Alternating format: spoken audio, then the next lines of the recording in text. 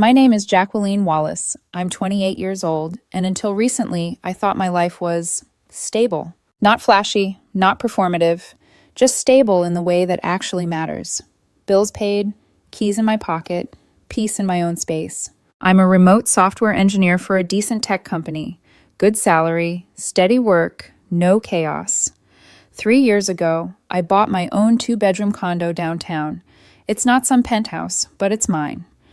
The mortgage is manageable, the building has a gym, and I've got a home office set up exactly how I like it. Clean desk, quiet corners, routines that don't surprise me. That was my favorite part, control. My boyfriend Ethan was 27. We'd been together for 2 years. We met at a friend's birthday party, one of those nights where you're not even looking, and then suddenly you're laughing at the same stupid joke like you've known each other forever. He worked in marketing, always talking about networking, opportunities, and building his brand. I used to find it charming, like he had a fire in him. For most of our relationship, things were good, comfortable, the kind of love that slips into your week without needing to announce itself. He stayed over at my place 4 or 5 nights a week. He had a drawer in my bedroom, a toothbrush in my bathroom, his favorite creamer in my fridge. It wasn't official, but it felt close enough to real life that I stopped imagining it ending. Then there was my roommate situation. Her name was Lauren. She was one of my closest friends from college. Late-night study sessions, shared breakdowns, shared wins. When she lost her job back in February, she called me crying so hard she could barely talk. Laid off, no warning, rent due, no savings. She'd been bouncing between couches, trying to smile like she wasn't terrified. And when she finally asked if she could stay with me for a little while, I didn't even hesitate. I didn't need a roommate financially, but I had an empty spare room. So I said yes. The agreement was simple. Lauren could stay rent-free for 3 months while she job hunted. After that, she'd start paying $400 a month, a joke compared to what any place around here costs.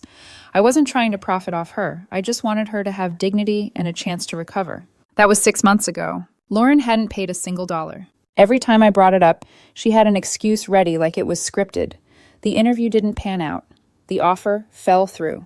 Recruiters ghosted her. She was so close. Meanwhile, I paid for everything. Mortgage, utilities, internet, groceries, most of them. Because somehow her unemployment benefits were just enough for her phone bill and car insurance, but not enough to replace the food she kept eating out of my fridge. And I let it slide. Because I'm the kind of person who tells herself, she's struggling. Don't be cruel. Be patient. Ethan didn't see it that way. She's taking advantage of you, he'd mutter whenever Lauren wasn't in the room. You're too nice, Jacqueline. People see you as a safety net. I thought he was just being protective. Now I look back and wonder if he was warning me, or measuring how far he could push me too. Because about a month ago, Ethan started acting different. Not in a dramatic way, in that subtle, uneasy way that makes you question your own instincts. More distant, more distracted, always on his phone, then flipping it face down the second I walked into the room. He started going to the gym constantly, which normally would have been fine, except a 1-hour workout turned into 2 hours, every time. He started wearing cologne just to sit in my living room. He dressed nicer even when we weren't going anywhere. I noticed it all. Of course I did. I just didn't want to be the girl who assumes the worst. Then 3 weeks ago, it happened. The moment that still makes my stomach tighten when I replay it. We were on my couch. I was working on code for a project, laptop balanced on my knees. Ethan was scrolling on his phone like he'd been doing nonstop lately. Lauren was in her room, door closed. Babe, Ethan said, and his voice had this rehearsed softness to it. We need to talk. I saved my work, closed my laptop, and turned toward him. What's up? He sighed, long and dramatic, like he was carrying some heavy truth. I've been doing a lot of thinking, he said, and I feel like I need space. I blinked. Space? Yeah, he went on, eyes suddenly somewhere over my shoulder instead of on me. I love you, Jacqueline. I do. But I feel like I've lost myself in this relationship. I stared at him, waiting for the punchline that never came. He kept talking about finding his purpose, rediscovering who he was as an individual, needing time to work on himself. It sounded like he was quoting captions from people who don't have real problems. I tried to stay calm. Okay, what does that look like? I think we should take a break, he said. A break. The word landed like a cold object in my chest. I asked the question I didn't want to ask. Is there someone else? His head snapped toward me like I'd insulted him. What? No. God, Jacqueline. He looked almost angry. I can't believe you'd accuse me of that. Then he did something that, at the time, completely disarmed me. He made me feel guilty. He said I wasn't supporting his journey, that I was making it about me, that he expected more trust, more understanding, more emotional maturity. And like an idiot, I believed him. I told him if he needed space, fine, but I wasn't going to sit around forever while he found himself. He nodded like I'd passed some test, hugged me tightly, kissed my forehead, and promised this wasn't the end. Then he packed up his things from my place, the drawer of clothes, the toiletries, even his stupid cold brew creamer. And he left. About 10 minutes later, Lauren opened her bedroom door. "Everything okay?" she asked softly. "Yeah," I lied because the truth was too raw to say out loud. "Ethan and I are taking a break." Lauren stepped forward and hugged me. And I remember thinking, through the ache, through the confusion, at least I'm not alone. I didn't realize that hug was the first time betrayal touched me directly, and I still didn't recognize it. Because the people who hurt you most don't show up wearing villain masks. They show up wearing familiar faces. The first few days after Ethan left were quiet in a way that felt unnatural. Not peaceful, not calm. Just hollow. I kept expecting my phone to light up with a text from him. Something reassuring, something grounding. "Miss you already." This is harder than I thought. Anything that suggested I still mattered. Nothing came. No good morning, no good night, no, just checking in. Radio silence. His social media, though, very active. Photos of coffee shops, laptop open, gym mirror selfies, quotes about choosing growth and protecting your energy, the kind of posts that get 1,000 likes from people who don't actually know what's going on. Meanwhile, my condo felt different. Lauren became attentive. Almost overnight. She started asking if I'd eaten, offering to cook dinner, asking if I wanted to watch something together. She suggested going out, meeting friends, getting my mind off things. At first, I appreciated it. I told myself she was just being a good friend. But there was something about the way she hovered that made my skin prickle, like she was trying too hard to be present, too eager to fill the space Ethan left behind. She started disappearing for hours at a time. Interviews, she said. Networking meetings. Coffee chats. Okay, sure. Except she never talked about them afterward, never mentioned company names, never asked me to be a reference, even though she'd used me before, back when things were normal. And then there was the door. Lauren had never locked her bedroom door before, ever. She was the kind of person who left it cracked open, music playing, life spilling into the hallway. Now it was always shut. Locked, even when she wasn't home. I only noticed because one afternoon I went to ask if she'd seen my headphones. I tried the handle. Locked. I stood there for a second longer than necessary, that familiar tightening in my chest making a quiet return. I brushed it off. Told myself I was projecting. Grief does that, right? Makes you paranoid. Makes you see patterns where there are none. Except the patterns kept adding up. Lauren started dressing differently. No more oversized hoodies and leggings. Now it was fitted jeans, styled hair, actual makeup. On days she supposedly wasn't leaving the house, she started wearing perfume I didn't recognize. Expensive smelling. Once I caught a whiff of it in the hallway and froze. Because I'd smelled that same perfume before. Ethan had worn it once. Just once. After we'd walked past a high-end department store. I'd commented on it, joking that he should upgrade from his usual cheap cologne. At the time, he'd laughed it off. Now the memory settled in my stomach like a stone. Still, I said nothing. Because saying something meant acknowledging what my intuition was quietly screaming. 2 weeks into the break, something strange happened. Lauren became almost cheerful, like someone who had a secret she was enjoying. She hummed while cooking, smiled at her phone, took long showers, stayed out late, then came home glowing in a way that had nothing to do with job prospects. Meanwhile, Ethan hadn't contacted me once. Not a single, "How are you holding up?" I told myself I was done chasing, that if he wanted space, I'd give it to him. But late at night, lying in my bed alone, my mind refused to rest. I replayed conversations, moments, things I'd dismissed because trust felt easier than doubt. The way Ethan had defended Lauren whenever I mentioned rent. The way Lauren had gone quiet whenever Ethan and I argued. The way both of them suddenly changed at the same time. Then came Saturday. I was supposed to have a full day planned, video calls with friends, catching up on work, maybe a workout. But everything fell through. By noon, the condo felt too small, too loud with silence. So I grabbed my keys and decided to drive. No destination, just movement, something to reset my head. I didn't plan to go anywhere specific, but somehow I ended up turning toward Ethan's apartment complex. I hadn't even realized where I was going until I recognized the entrance. My stomach twisted. I slowed the car, telling myself I was ridiculous, that this was just muscle memory, habit, nothing more. Then I saw it. A car I knew too well. Lauren's car, parked in the visitor section, right near Ethan's building. Same dent on the passenger door, same bumper sticker she'd never bothered to peel off. I pulled into a spot across the lot and just sat there. Maybe she was visiting someone else. Maybe she knew someone else in the building. Maybe. I stayed parked for 20 minutes, my hands gripping the steering wheel hard enough to ache. Then the building doors opened, and the universe stopped pretending. Lauren walked out first. Then Ethan. They weren't just walking side by side. His arm was around her waist, her head tilted toward him as she laughed. The real laugh. The one she used when she wasn't pretending. The laugh she used to give me when I felt safe. They stopped by her car. Ethan said something. Lauren laughed again, and then she kissed him. Not a quick, accidental brush. A full, intentional kiss. The kind that leaves no room for doubt. My vision blurred. My hands started shaking so badly I had to drop them into my lap. I couldn't hear anything beyond the pounding in my ears. They separated eventually. Said something I couldn't hear.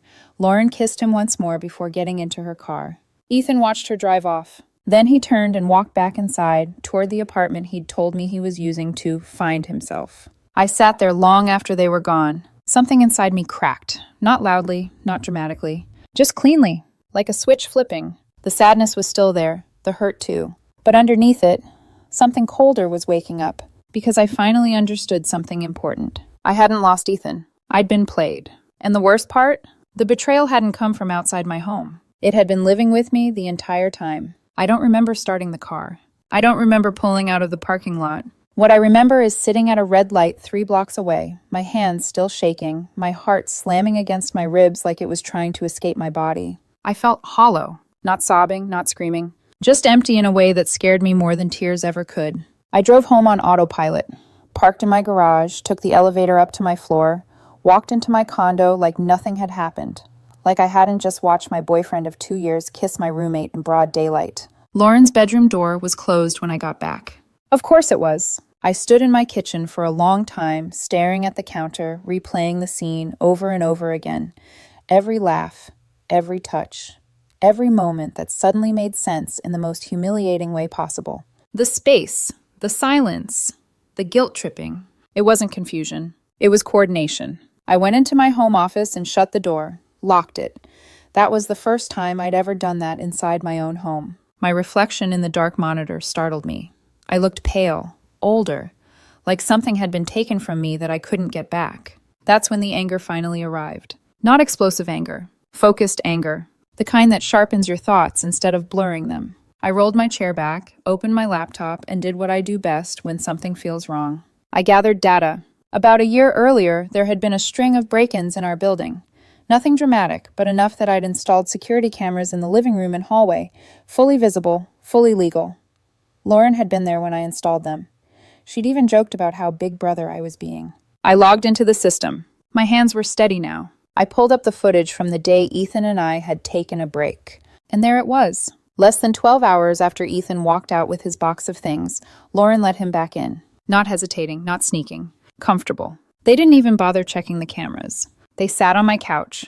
My couch. The one I'd paid for. The one I'd cried on after my mom died. The one I'd shared with Ethan during lazy Sundays and late-night conversations about the future. They kissed. They laughed. They looked at home. I fast-forwarded, my jaw clenched so tight it hurt. The footage got worse. Lauren had been bringing Ethan over almost daily, always during my work hours. My office door closed, my noise-canceling headphones on, meetings stacked back to back. They cooked in my kitchen, used my pans, ate my food, watched movies on my TV, curled together under the blanket I kept folded on the armrest. There was footage of Ethan wearing my expensive wireless headphones, the ones I'd told Lauren not to touch because they were nearly $300. The disrespect felt deliberate. Then came the moment that flipped something inside me permanently. 4 days earlier, they'd been sitting at my kitchen table, talking about me. The audio wasn't perfect, but it didn't need to be. Lauren laughed and said, "She's too nice. She won't do anything even if she finds out." Ethan nodded. "Yeah, She's stable, predictable. I needed something more exciting. Lauren replied, she was getting boring anyway, but she's good to have around. Takes care of everything. That was the moment my sadness died. Not faded.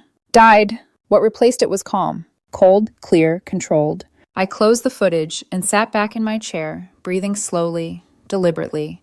I could hear Lauren moving around in the living room now, opening the fridge, humming softly, completely unaware that her safety net had snapped. I wanted to storm out. I wanted to confront them the next time Ethan came over, catch them red-handed, unleash every word I'd been swallowing for weeks.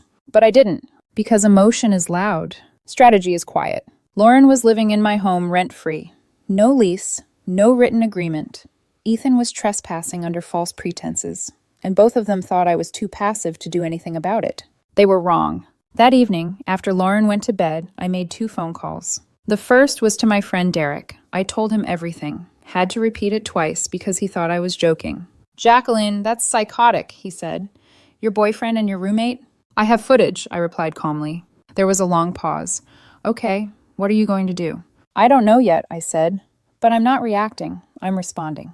The second call was to Jake, an old friend from high school who happened to be a lawyer. I laid out the situation carefully. "She's been there long enough that she might claim tenant rights," Jake said. "But without rent, without a lease, you have leverage. You'll need written notice. 30 days is safest." "Can I change the locks?" I asked. "Not yet," he said. "Do this clean. By the book. No room for her to twist the story." That suited me just fine, because I didn't want revenge. I wanted consequences. The next morning, I acted normal. Lauren made coffee like she owned the place.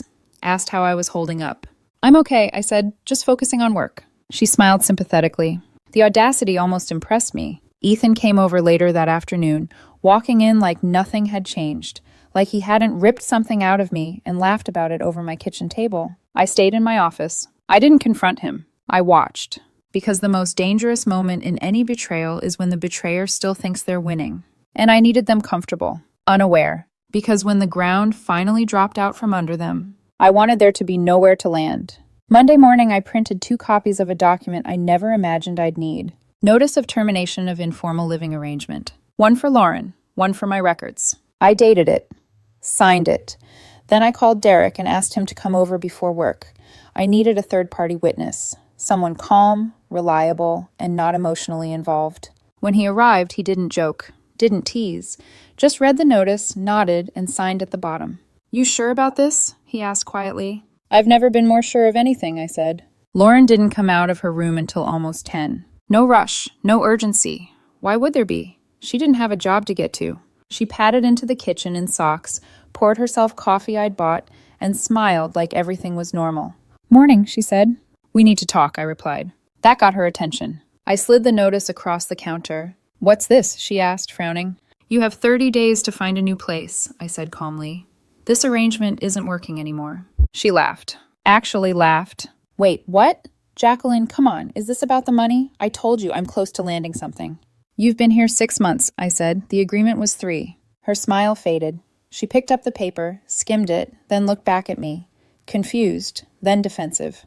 "Did I do something wrong?" "Yes," I said simply. Her eyes widened. "What are you talking about?" "You know exactly what I'm talking about." She stared at me, searching my face, trying to figure out how much I knew, how far she could push. I helped her. "Ethan," I said. Her face went white. I continued before she could speak. "I know about the apartment. I know about the timing. I know about the lies." She opened her mouth, closed it, tried again. "Jacqueline, I can explain." "You don't need to," I interrupted. "You just need to leave in 30 days. I tapped the notice. Everything you need to know is in there." She tried a different tactic. Tears. "I was scared," she said. "I didn't mean to hurt you. It just happened." "It didn't," I replied. "It was planned, coordinated, and discussed in my kitchen." Her breath hitched. "You recorded us?" "I have security cameras," I said evenly. "You helped me install them." Silence. Then anger. "So you're really throwing me out? After everything we've been through?" "Yes." She stared at me like she didn't recognize me. "Good." That afternoon, Ethan started texting. Long paragraphs, missed calls, voice messages filled with regret and confusion. "Lauren told me what you did. This is getting blown out of proportion. We never meant to hurt you. Can we please talk?" I didn't respond. I blocked his number. Lauren, meanwhile, tried every angle. Apologies. Guilt. Nostalgia. Rage. She followed me around the condo like a ghost for the next few days, trying to get a reaction. I gave her none. I wore headphones, closed doors, kept my schedule tight. Silence is brutal when someone is used to control. A week in, she cracked. "You're really going to end our friendship over a guy?" She snapped one morning. I looked at her for the first time in days. "You ended our friendship when you climbed into my bed emotionally and my home physically," I said. "I'm just acknowledging it." She had nowhere to go. No job, no savings, no nearby family. She was stuck living with the person she betrayed. And that discomfort? That was not revenge. That was accountability. 2 weeks into the notice period, she approached me again. Eyes hollow, posture collapsed. "I found a place," she said quietly. "My parents said I can move back in." I nodded. "Good." Then she hesitated. "I need help with money for the moving truck," she said. "Just a couple hundred. I'll pay you back." I laughed. Not because it was funny. Because it was absurd. "You've had 6 months of free housing," I said. "Consider that your loan." I walked away. She moved out exactly 30 days later. 2 suitcases, a duffel bag, a laptop. That was it. Before she pulled the door shut, she turned and said, "I hope this was worth it." I didn't answer. I just watched her leave. That same afternoon, I called a locksmith. Every lock, every key, replaced. As the deadbolt clicked into place, something inside me finally exhaled. But I wasn't done yet. Ethan still thought he had a chance. And I was about to make sure he understood. Some doors don't close quietly. They slam. Ethan didn't give up easily. He texted from new numbers, sent emails, left voicemails that swung wildly between regret and entitlement. "I made a mistake. We both did. You're being cold. You owe me a conversation." The audacity was almost impressive. 2 weeks after Lauren moved out, Ethan showed up at my building. I'd just gotten back from the gym when the concierge called up. "You have a visitor," he said carefully. "Says it's personal." I already knew. "Tell him I'm not available," I replied. There was a pause. "Ma'am, he can see your car." I sighed. "Then tell him to leave. If he doesn't, call security." 5 minutes later, my phone buzzed with an unknown number. "Please, Jacqueline, just hear me out." I stared at the message for a long moment, then I typed back. "Come by Saturday at 2 p.m. We'll talk." Saturday came. Ethan arrived right on time. He looked good. Too good. Hair styled, clean shave, wearing the jacket I'd always complimented him on, the one he used to wear on dates when he wanted to impress me. He thought this was reconciliation. I met him in the lobby, didn't invite him upstairs. "Thanks for seeing me," he said, smiling nervously. He reached for my arm. I stepped back. "I'm not here to talk," I said. "I just wanted to give you something." I handed him a folder. He opened it slowly. His face drained of color with every page he turned. Printed screenshots from my security footage. Time-stamped. Clear. Him on my couch. Him in my kitchen. Him wearing my headphones. Then the transcripts. Messages he'd sent Lauren. Messages Lauren had sent him. Recovered from the iPad she'd left logged into my Wi-Fi months ago and forgotten about. "She's too nice. She won't do anything. She's stable, predictable. Let's come over while she's working." His hands started shaking. "Jacqueline, you went through my messages?" "You went through my life," I replied calmly. "This is the consequence."